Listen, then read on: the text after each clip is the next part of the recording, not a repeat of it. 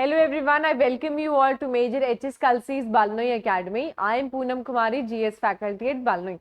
आज की क्लास में हम कवर करने वाले हैं कुछ इंपॉर्टेंट अग्रीमेंट्स। सी इंटरनेशनली अलग अलग ट्रीटीज और अग्रीमेंट्स अक्सर साइन होते रहते हैं, राइट। सो इन्हीं ट्रीटीज और अग्रीमेंट्स जो हम PYQs अगर देखें तो इन्हीं ट्रीटीज और अग्रीमेंट्स में से अक्सर क्वेश्चन आते हैं।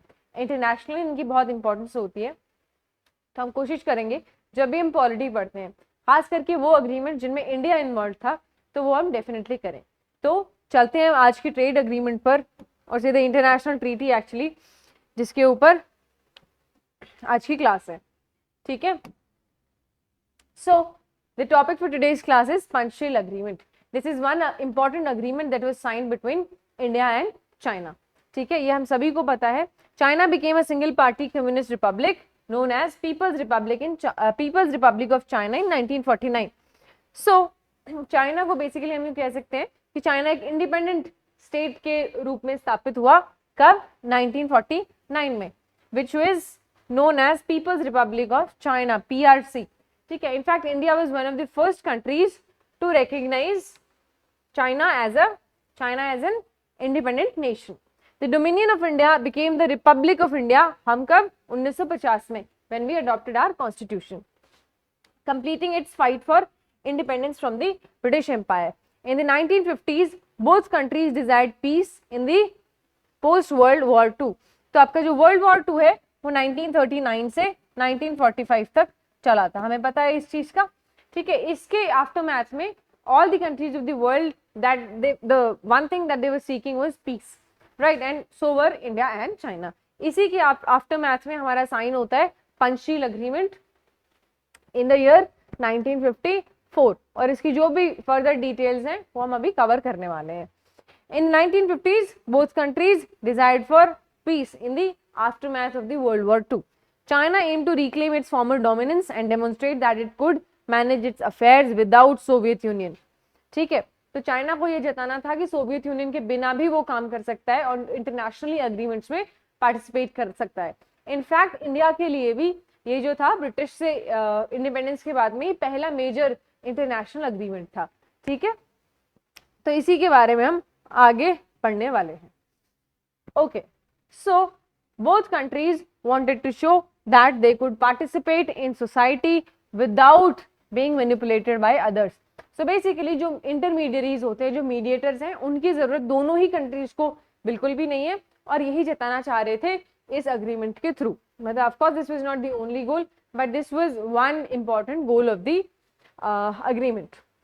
The Panchsheel agreement served as the foundation for what we call India-China relationship, ठीक है। तो हम इंटरनेशनली हम देखते हैं चाहे इंडिया का इसके नेबर्स जैसे India Pakistan relations, India China relations, इन पर क्वेश्चंस आते रहते हैं, right. And Panchsheel agreement was that one agreement which officially established what we today call as the Indo China relationship, alright. it would advance economic and security cooperation. बहुत important है ये कि एक जो कंट्री है उसके नेबरिंग कंट्रीज के साथ रिलेशंस अच्छे हों और स्पेसिफिकली इकोनॉमिक और सिक्योरिटी लेवल पर। क्यों, अगर सिक्योरिटी लेवल पर अगर कोई आपस में कोई कोऑर्डिनेशन नहीं है, कॉपरेशन नहीं है, तो उससे क्या होता है, एक एनवायरनमेंट बनता है फियर का जिसमें इकोनॉमिक स्लो डाउन आता है फिर उसके बाद में। इसलिए जरूरी है कि हमारे नेबर्स के साथ हमारे रिलेशंस कॉर्डियल हो और इसी की तरफ एक अटेम्प्ट था आपका पंचशील अग्रीमेंट, ठीक है। पंचशील अग्रीमेंट फॉर्मली इसको ऑफिशियली कहा था agreement on trade which is economics and intercourse with the Tibet reason.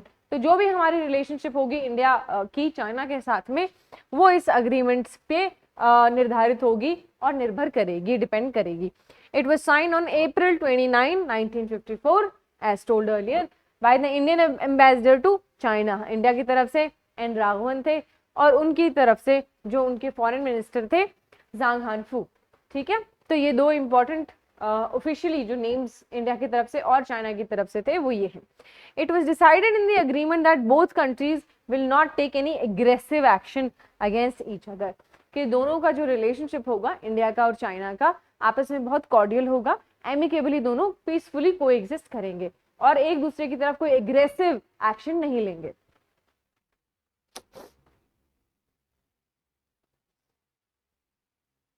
Okay, now we learn थोड़ा से और डिटेल्स द वर्ड पंचशील, ठीक है, ये जो वर्ड है पंचशील एक्चुअली जवाहरलाल नेहरू ने डिसाइड किया था, ठीक है, it was selected from Buddhist records by Pandit Nehru. In Buddhist scriptures the abstinence from murder, theft, adultery, lying और ड्रिंकिंग एल्कोहल, ये जो 5 प्रिंसिपल्स हैं इनको बोलते हैं पंचशील। और इसी टर्म को यूज करते हुए जो है इंडिया के then prime minister Jawaharlal Nehru ने ये नाम डिसाइड किया था। पंचशील मीन्स 5 वर्च्यूज और 5 प्रिंसिपल्स ऑफ पीसफुल एग्जिस्टेंस, क्योंकि पीसफुल एग्जिस्टेंस ही हमारा एक गोल था। चाइनीज प्रीमियर ज़ोउ एनलाई जो इनकी विजिट थी इंडिया में 1954 की, उसमें यह हमारा अग्रीमेंट साइन होता है, ठीक है। It was the period marking end of colonialism and emergence of new Nations, और ये जो न्यू नेशंस थे मेनली एशिया में और अफ्रीका में थे। The 5 principles of the Panchsheel agreement, अब हम डिटेल में देखते हैं ये 5 प्रिंसिपल्स क्या थे। Okay, so the 5 principles of the Panchsheel agreement, पहला आपका आता है mutual respect for each others territorial integrity and sovereignty. Territorial integrity का मतलब है कि जो भी आपका बॉर्डर है उसको हम क्रॉस नहीं करेंगे और आप हमारे बॉर्डर क्रॉस करके हमारी टेरिटरी में नहीं आएंगे। सोवरेनिटी होती है, the term sovereignty means that the ability of a country to take decisions on its internal as well as external matters, ठीक है। तो हम इसको म्यूचुअल रिस्पेक्ट का मतलब है कि इंडिया भी चाइना को रिस्पेक्ट करेगा, इंडिया भी चाइना की टेरिटरी की उतनी ही रिस्पेक्ट करेगा और हम चाइना से भी वही एक्सपेक्टेशन रखते हैं।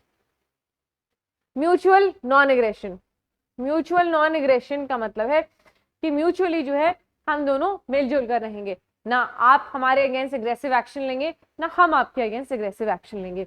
म्यूचुअल नॉन इंटरफेरेंस इन दी इंटरनल अफेयर्स, से एक कंट्री के एक्सटर्नल अफेयर्स होते हैं जो कंट्री की टेरिटरी के बाहर से उनका वास्ता होता है, डोमेस्टिक मैटर्स होते हैं, इंटरनल अफेयर्स होते हैं, और वहां पर हमने डिसाइड किया कि will not interfere in your issues and you will not interfere in our issues.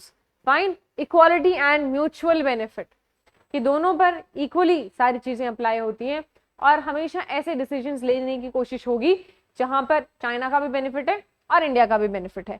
Peaceful coexistence, जो सबसे इंपॉर्टेंट इसका इंपॉर्टेंट प्रिंसिपल है, दैट वाज कि हम पीसफुली कोएग्जिस्ट करेंगे। कोएग्जिस्ट करने का मतलब है that my existence will not threaten your existence, your existence should not threaten my existence, so live and let live. ये एक सिंपल सा फंडा हमारे पंचशील अग्रीमेंट का हमारे सामने आता है।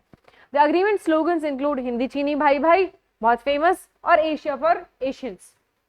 कहीं ना कहीं हम इंटरनेशनली ये पैगाम जो है, ये मैसेज भेजना चाह रहे थे कि Asia which is now going to rise as a power, and of course if in the hindsight we can tell कि एशिया ऑफ कोर्स मतलब उसकी राइज हुई, बहुत स्ट्रांग हुई और बहुत फास्ट हुई, राइट। तो this Asia for Asians and हिंदी चीनी भाई भाई, ये इंपॉर्टेंट स्लोगन्स थे। Panchsheel agreement seems to have been a significant step towards normalizing India-China relationship. The negotiations were about the disputed Aksai Chin, जो कि आपका जम्मू एंड कश्मीर रीजन में है, लद्दाख का पार्ट इंडिया इसको मानती है और चाइना इसको जिंगजियांग का पार्ट मानती है, and what China called south Tibet, ठीक है। तो इन दो इंपॉर्टेंट एरियाज के ऊपर नेगोशिएशंस जो होंगी। 1954 agreement was set to last for 8 years, 8 साल के लिए ये लागू किया गया था। जो हमारा साइनो इंडियन वॉर हुआ था 1962 का, इंडिया और चाइना के बीच में जो वॉर हुआ over Aksai Chin and Jammu and Kashmir and Arunachal Pradesh, उसके बाद में ये अग्रीमेंट खत्म हो जाता है और उसके बाद वापस कभी भी इस अग्रीमेंट को लेकर कोई डेवलपमेंट नहीं देखते हैं हम पॉलिटिकली या इंटरनेशनली, ठीक है। सी इंडिया के जो परसेप्शन था, इंडिया ने हमेशा यही चाहा कि हम जो है इक्वल पार्टनर्स की तरह रहें और डिपेंडेबल नेबर माना हमने चाइना को, कि China is going to be that amicable cordial neighbour जिसके ऊपर हम निर्भर हो सकते हैं, ठीक है। In fact India was one of the first countries to recognise the Chinese communist government. जो हमारे प्राइम मिनिस्टर थे Jawaharlal Nehru, he was himself quite influenced by the ideology of communism. India not only supported China's permanent seat in the UN security council, और वही same China है आज वो हमारे लिए यूनाइटेड नेशन सिक्योरिटी काउंसिल में जब हम सीट खुद भी डिमांड करते हैं तो वो अपना वीटो बीच में लेकर आते हैं, ऑल्दो इंडिया ने उन्हें सपोर्ट किया था।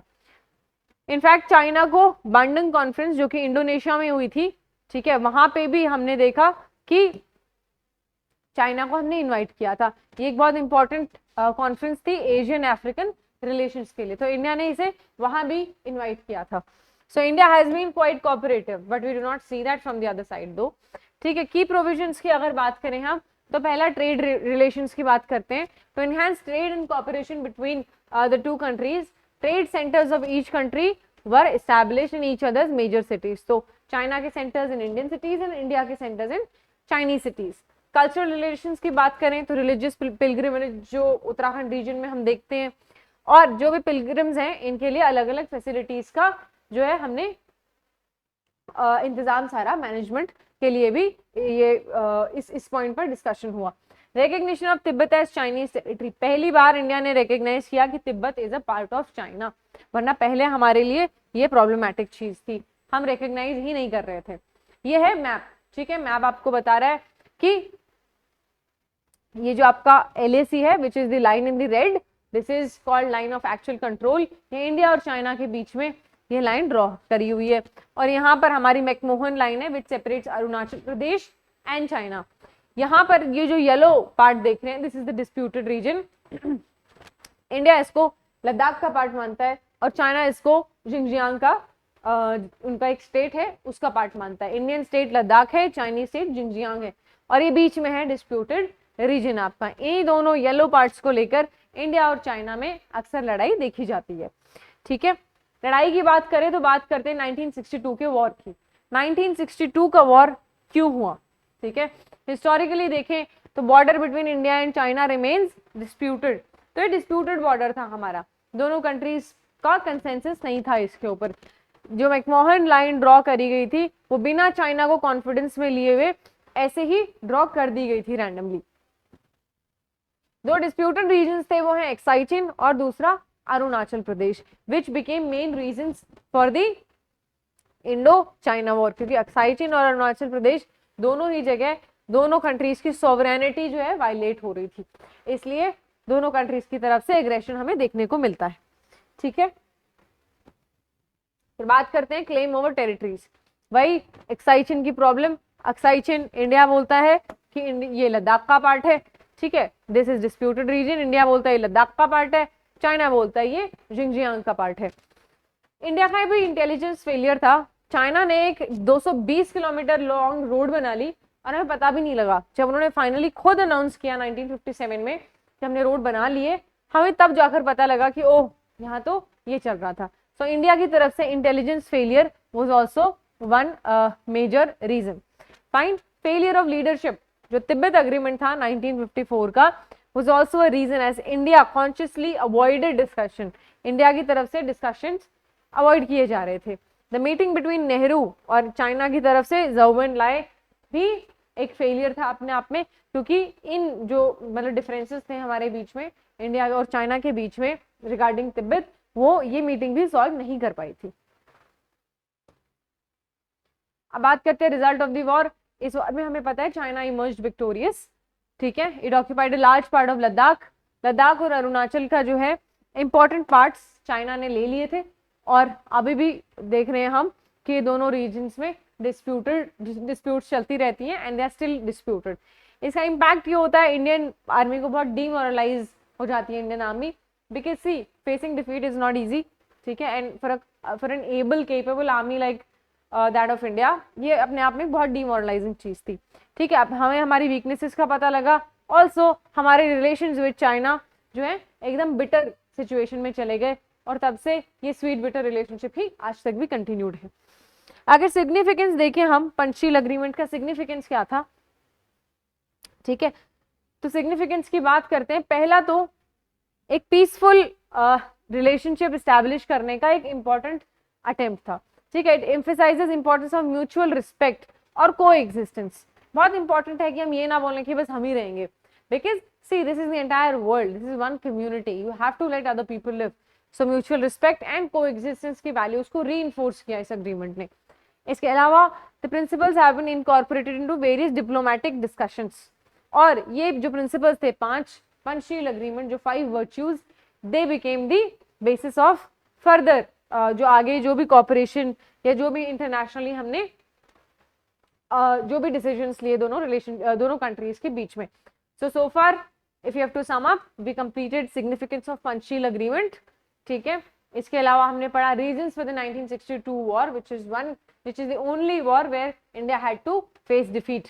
ठीक है, and we saw this map which shows you the line of actual control and the McMahon line. Fine, these are the key provisions of the Panchsheel agreement. Right, इसके पहले हमने देखे the 5 principles of the Panchsheel agreement और इनका क्या मतलब है और कहाँ से इनकी इंस्पिरेशन आती है. Fine, and this is all about your Panchsheel agreement.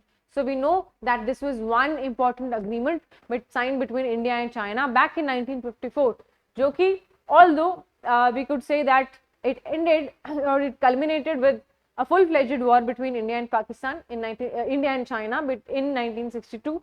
However, ये एक important agreement था, और important सिर्फ एग्जामिनेशन पॉइंट ऑफ व्यू से नहीं, वो तो डेफिनेटली है ही, बट इंटरनेशनली भी हम देखते हैं कि जो पंचशील अग्रीमेंट के जो भी प्रिंसिपल्स थे, they eventually became guiding principles, और एक जनरल जो एक फ्रेमवर्क होता है कोई भी दो नेशंस की रिलेशनशिप को गाइड करने वाला, it started acting as that framework. And even today India और चाइना का रिलेशनशिप और इंडिया का किसी भी कंट्री के साथ जो रिलेशनशिप है, is still guided by these 5 values. So I hope you're clear with your Panchsheel agreement and you have a fair idea of the map of India and the Indo-China border, and you also have a good idea about how the relationship of India and China started and how it progressed with time.